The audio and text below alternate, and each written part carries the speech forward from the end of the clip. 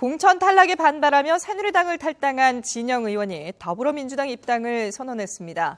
진 의원은 공동 선대위원장을 맡을 것으로 알려졌습니다. 한편 새누리당은 유승민 의원 공천 문제를 여전히 결론내지 못한 가운데 오늘 중으로 공천위원회를 다시 열어 논의를 제기합니다. 국회 연결합니다. 구수봉 기자. 네, 국회입니다. 새누리당에서 탈당한 진영 의원, 더민주 입당 선언을 10시에 하겠다라고 예고를 했는데 지금 진행이 되고 있겠군요. 네, 그렇습니다. 서울 용산에서 내리 3선을 한 진영 의원이 조금 전 더불어민주당 입당을 공식화했습니다. 진 의원은 입당 기자회견에서 먼저 그동안 자신 역시 계파 정치, 분열의 정치에 가담했다고 반성했습니다.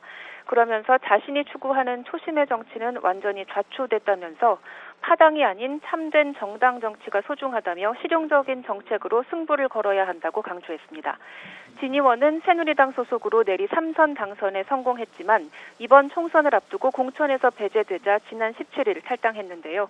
탈당 직후부터 더민주 입당 가능성이 제기돼 큰 관심이 쏠렸습니다.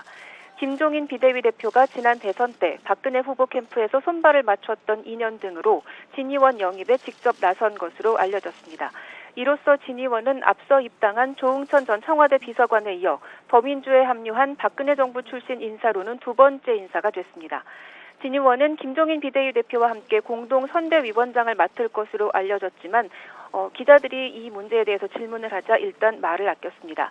진 의원은 이른바 원조 친박 출신으로 박근혜 대통령 당선 직후 보건복지부 장관을 맡았지만 기초연금 도입 문제를 놓고 갈등을 빚다 사퇴하면서 박 대통령과 멀어졌습니다. 자, 그리고 새누리당 유승민 의원의 공천 문제를 과연 오늘 마무리 지을 수 있을지 관심이 집중되고 있는데 지금 공천위가 열렸습니까?